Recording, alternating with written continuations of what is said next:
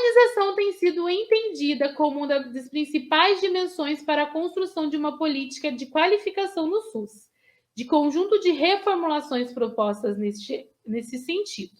Aquela que tem relação direta com o principal obstáculo para a implantação de uma gestão humana é a Política Nacional de Humanização, o Humaniza-SUS, tem como princípio reduzir os riscos à saúde por meio de alterações nas condições de vida e na incorporação de hábitos saudáveis no cotidiano das populações. Ao valorizar a dimensão subjetiva, a Política Nacional de Humanização torna desnecessário o controle social.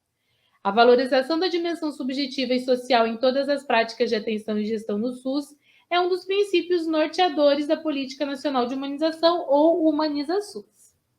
A humanização na atenção, da gestão nas ações e serviços de saúde está vinculada a uma mudança de mentalidade nos sujeitos envolvidos e independe da mudança da atenção e gestão dos processos de trabalho das respectivas unidades de saúde. Qual que é o objetivo da Política Nacional de Humanização? É tornar o ambiente de saúde, tanto na relação dos gestores com os trabalhadores, quanto na relação dos trabalhadores com os usuários e dos usuários com a gestão e com os trabalhadores, uma relação mais humanizada, uma relação que ela analise os sujeitos como uma dimensão ampla, é tornar o processo mais humano. Vou dar um exemplo para vocês de um processo de humanização bem simples que estão ocorrendo na maioria dos postos de saúde. Vocês percebem, não sei se vocês foram ou perceberam que vários postos de saúde, eles estão fazendo uma ambientação diferenciada em relação ao atendimento de crianças. Então, faz na sala de vacina, onde vai vacinar as crianças, ou a sala de coleta de sangue. Todo bonitinho, com desenhinho, com coisas mais infantilizadas, também para humanizar o ambiente. Ambiência é um dos pontos principais do Política Nacional de Humanização. É exatamente isso, é transformar o ambiente também numa relação mais acolhedora, mas não só o ambiente no sistema, no quesito de ambiente, mas também a relação humana, uma relação mais uma relação entre os indivíduos, entre eles chamam entre os usuários, mais humana, uma gestão mais humana entre esses três entes, servidores, que são os trabalhadores da saúde, os gestores e os usuários, certo?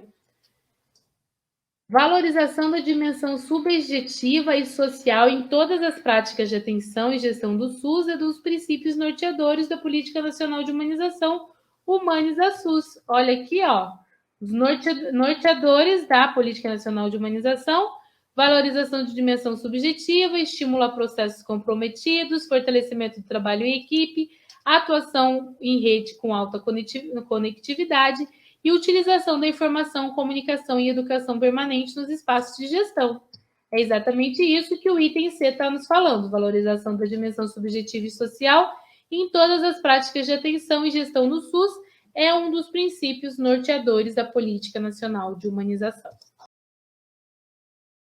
Assinar alternativa contém doenças imunológicas com manifestação bucal.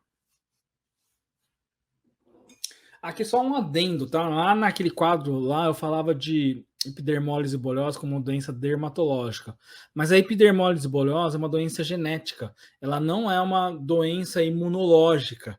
Então aqui eu poderia ter induzido vocês ao erro, quem assistiu lá desde do comecinho da introdução da parte que eu falei que doenças autoimunes muitas vezes são consideradas doenças vésico-bolhosas e ou doenças dermatológicas com manifestação na região mucosa também.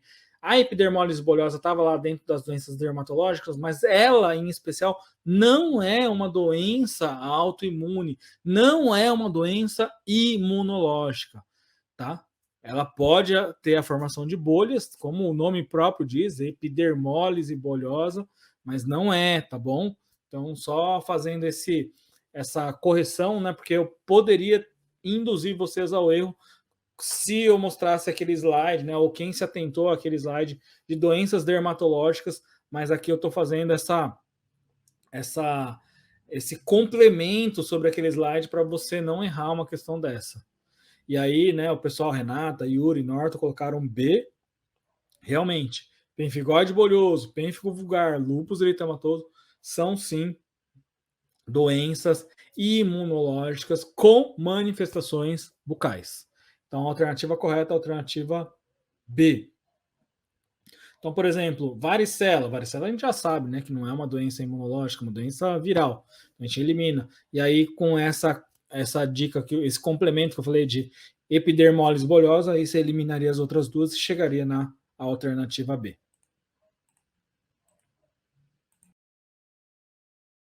Então, voltando à questão, né, que a gente viu antes de eu começar a revisar, exodontia, segundo as indicações dos fósseis, relaciona utilizado para extrair incisivos caninos e premolares é o 150, utilizado para extrair incisivos e raízes superiores é o 65. Um paciente necessita fazer exodontia do 47, o segundo molar inferior direito. E para isso é necessário fazer o bloqueio do nervo alveolar inferior. Quais nervos são anestesiados nessa técnica? Alveolar inferior, junto o bucal, o lingual. Então, vamos lá ver. Nervos alveolar inferior, incisivo, bucal, mentoniano e lingual. Pela técnica indireta, não. Alveolar inferior, bucal, labial, incisivo. Lingual, mentoniano, labial, incisivo.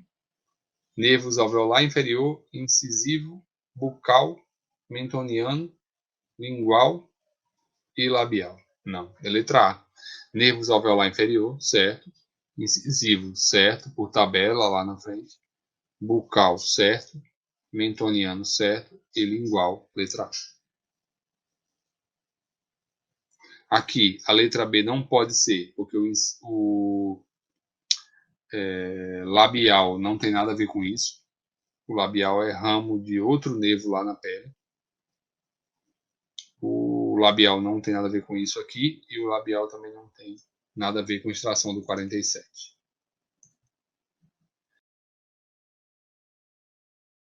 A maioria das espécies bacterianas envolvidas em infecções endodônticas, incluindo abscessos, apresenta sensibilidade às penicilinas. Este grupo de antibióticos é o mais indicado para casos de abscessos perirradiculares agudos, mas se o paciente for alérgico a este grupo de antimicrobianos, vejam que aqui ele usa o termo antimicrobiano, pode ser feita a escolha de outro. Segundo esta afirmação, assinale a alternativa incorreta. Você está nervoso lá fazendo a prova, você não presta atenção no incorreto, ele está pedindo o incorreto. Então, o que ele faz? Ele contextualiza, fala que as penicilinas geralmente são antibióticos bem eficazes e tal, mas o paciente que é alérgico à penicilina, e aí? Então, sobre isso, essa questão. Mas o que ele quer? Ele quer a incorreta. A incorreta. Então, vamos ler, com calma. Opção A. A amoxicilina é uma penicilina semissintética, com amplo espectro de atividade antimicrobiana, utilizada em infecções graves e abscessos complicados, proporcionando melhora rápida da dor ou do edema. Em casos ainda mais graves, incluindo o risco de vida, de morte, né? Para o paciente, a associação de amoxicilina com ácido clavulânico ou metronidazol pode ser necessária para conseguir efeitos antimicrobianos melhores, como resultado de um espectro de ação maior que inclui bactérias resistentes à penicilina. Longa resposta, né? Vamos ler as outras. Opção B. Metronidazol é um agente bactericida eficaz apenas contra bactérias aeróbias estritas, sendo recomendado para uso em associação com penicilina, com a finalidade de aumentar o seu espectro de ação. Interessante. Vamos ver as outras. Lembrando que eu quero a errada, hein? Opção C. Quando o paciente não responde favoravelmente ao tratamento com penicilina nas primeiras 24 a 48 horas, permanecendo com os sinais e sintomas clínicos, pode-se suspeitar de um patógeno resistente. Uma boa opção para esse quadro é a utilização do metronidazol devido à sua seletividade por bactérias anaeróbias. Vamos ver. Opção D. A clindamicina é um potente antibiótico contra bactérias anaeróbias estritas e facultativas, incluindo aquelas produtoras de beta-lactamases. Estudos confirmam que a clindamicina é um agente antimicrobiano eficaz contra bactérias presentes em abscessos perirradiculares agudos, recomendando seu uso no tratamento de infecções odontogênicas graves em caso de insucesso no tratamento com penicilina ou quando esse antibiótico é contraindicado. Turma, eu acho curioso essa questão que eles pegaram trechos de um artigo científico. Não foi nem livro. Eles pegaram trechos de um artigo científico. Por que eu sei disso? Porque eu fui pesquisar e eu achei o artigo. Quem quiser, manda um ADM lá, um e-mail, uma mensagem que eu mando que artigo que é esse. E é complicado, né? Porque tem coisa que está aí que não é exatamente igual ao que está nos livros referências. Quais são os livros mais famosos da terapêutica medicamentosa? É o livro do Eduardo Dias de Andrade. É aquele Laranjinha, que é um livro simples, mas é um livro referência, principalmente em concursos. E essas informações não foram retiradas desse livro, foram retiradas de um artigo científico. Então a gente tem que ficar alerta com isso. Então vamos lá, entender. Eu vou colocar já a alternativa aqui para vocês, porque vai ficar mais fácil de vocês entenderem. Ó. Então, o que ele quer nessa questão? Ele quer a incorreta. E o que ele levou em consideração como incorreta? A opção B. E eu vou explicar o porquê que a B está incorreta. Essa opção A, ela está correta. Ó. A amoxicilina é uma penicilina semissintética, isso. A penicilina tem amplo espectro de ação, é verdade. A amoxicilina tem amplo. Tem gente que fala assim, não, a amoxicilina é fraca. Não, ela não é fraca. Ela tem amplo espectro de ação. Ela age em muitas espécies diferentes de bactérias. Utilizada em infecções graves e abscessos complicados, proporcionando melhora rápida de dor e edema. Verdade. O que acontece é que, às vezes, turma, nesse abscesso, por exemplo, pode ter predominância do quê? De bactérias produtoras de beta-lactamase. Se tiver uma predominância de bactérias produtoras de beta-lactamase, aí o que é interessante? A amoxicilina associada com ácido clavulânico. Ele fala aqui, ó. Associação de amoxicilina com ácido clavulânico, porque o ácido clavulânico, ele vai o quê? Ele vai bloquear a enzima beta-lactamase. Mas também pode ser interessante a associação de metronidazol, porque quando a infecção é mais agressiva, pode ser que tenha predominância de bactérias anaeróbias gram-negativas. Bactérias anaeróbicas gram-negativas.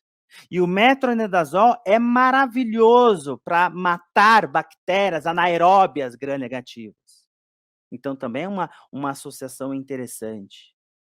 E por isso que ele coloca, ó, a associação da amoxicilina com ácido clavulânico ou o metronidazol pode ser necessária para conseguir efeitos antimicrobianos melhores. Por quê? Porque você vai ter um espectro de ação aumentado.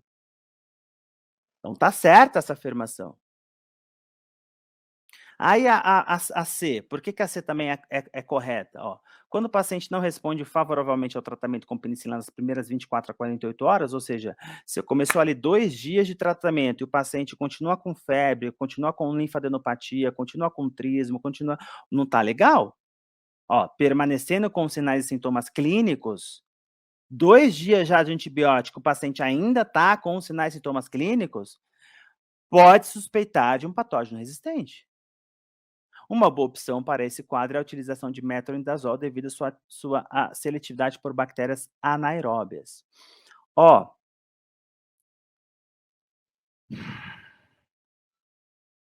não concordo com isso aqui.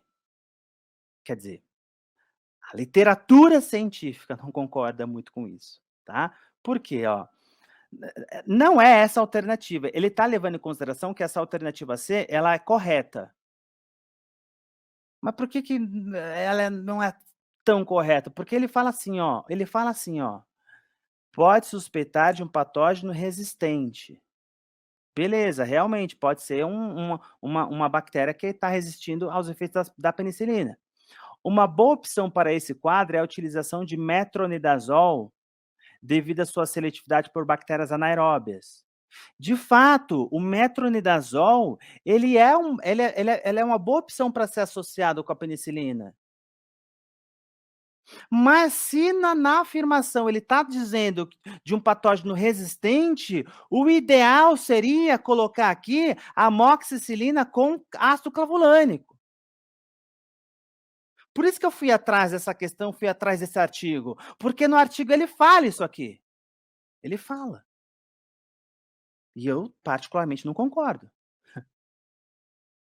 E tem outros autores que também não concordam. Mas beleza, eu estou aqui para discutir a questão com vocês. Depois os caras, o aluno que prestou o concurso entra com recurso, os caras não sabem por quê. Põe uma questão mal formulada. Põe questão mal formulada. Porque poderia ser essa C também. Né? Por conta desse finalzinho aqui. Aí a opção D, clindamicina é um potente antibiótico contra bactérias anaeróbicas estritas e facultativas, incluindo aquelas produtoras de beta-lactamase. As beta-lactamases não interferem na ação da clindamicina. Não interferem. Estudos confirmam que a clindamicina é agente antimicrobiano eficaz contra bactérias presentes em abscessos radiculares agudos, recomendado. Exato, perfeito. É um antibiótico de espectro de ação até maior do que a penicilina. Tanto é que por isso que a clindamicina ela foi deixada de ser recomendada pela AHA na última atualização que eu falei para vocês, porque ela é mais poderoso. Então tá certa essa afirmação. Aí a incorreta é essa B, ó. Vamos entender por quê, ó. Metronidazol é um agente bactericida, ele é bactericida, ele mata a bactéria, ele degrada o DNA, o metronidazol degrada o DNA, eficaz apenas contra bactérias aeróbias estritas, sendo recomendada para uso em associação com penicilina com finalidade de aumentar seu espectro de ação. É verdade esse final aqui, ó, sendo recomendado para uso em associação com penicilina com finalidade de aumentar seu espectro de ação. Mas olha o erro. Olha o erro que os caras colocaram aqui, ó. A palavrinha errada, só para confundir vocês, ó. Aqui, na verdade, ó, ao invés de aeróbios, é anaeróbios. Anaeróbios. Isso faz com que essa afirmação esteja errada. Contra bactérias anaeróbias é o termo correto aí. Isso, eles mudaram uma palavrinha para fazer com que a afirmação fique errada, tá? Então, por isso que essa afirmação é a incorreta. Mas aquilo que eu falei, para mim, essa C também estaria errada. De acordo, e não é o que eu estou falando, não, de acordo com a literatura aí, especializada. Próxima questão. A antibiótico-terapia é recomendada de acordo com a susceptibilidade do paciente em desenvolver endocardite bacteriana. Crianças portadoras de valvopatia reumática, doença na válvula, e que fazem uso contínuo de penicilina oral, ou seja, esse paciente é um paciente que faz uso de penicilina via oral. Podem apresentar estreptococcos da microbiota bucal resistentes a esse antibiótico. Por quê? Porque o paciente usou demais. Se usa demais, você seleciona bactérias resistentes. A principal causa de surgimento de superbactérias é o uso exagerado de antibiótico. Não que o antibiótico crie superbactérias, porque para criar uma superbactéria, você tem que ter uma mutação da bactéria. E o antibiótico não causa a mutação da bactéria, mas ele seleciona bactérias mutantes. Quanto mais antibiótico você usa, mais você seleciona bactérias mutantes. Sendo então recomendado o uso de que antibiótico para a profilaxia da endocardite bacteriana? Ou seja, pode ser que esse cara, ele essa pessoa, né? Deixa eu ver se ele fala que paciente quer. Ele fala. Ele não fala se é criança, né? Protetor de valvopatia reumática. Tá. Então, o que ele fala aqui? Esse paciente, se receber amoxicilina, pode ser que essa amoxicilina não seja efetiva para evitar uma endocardite bacteriana. Por quê? Pelo histórico do uso recorrente de penicilina. Então, qual é o antibiótico melhor para esse cara que pode ter uma resistência ao efeito das penicilinas? Opção A, azitromicina. Opção B, ampicilina. Opção C, metronidazol. Opção D, amoxicilina com clavulanato de potássio. Ampicilina é uma penicilina, então você já descarta. Vai dar no mesmo. Já descarta. Metronidazol não é usado para profilaxia antibiótica, de acordo com as recomendações. Não é usado o metronidazol, não é indicado. Então a gente fica com duas opções aqui, ó, azitromicina e amoxicilina com clavulanato de potássio. A amoxicilina com clavulanato seria uma opção do ponto de vista farmacológico. Por quê? Porque o clavulanato, ele bloqueia as beta-lactamases para deixar a amoxicilina agir. Então, do ponto de vista farmacológico, a amoxicilina com clavulanato seria uma opção, mas a gente tem que seguir as diretrizes. E o que as diretrizes falam? Que a amoxicilina com clavulanato é usado para profilaxia? Não. Não é usado para profilaxia o clavulin. Ou seja, opção para esse paciente, azitromicina. Azitromicina. Não porque ele é alérgico à penicilina, não. Neste caso, não porque ele é alérgico, mas porque ele pode ter um histórico de resistência à penicilina. Aí não vai adiantar. Bora de azitromicina. Que age de outra forma. A azitromicina, como a clindamicina, como a claritromicina, age no ribossomo da bactéria. A penicilina age na parede, então são mecanismos de ação diferentes.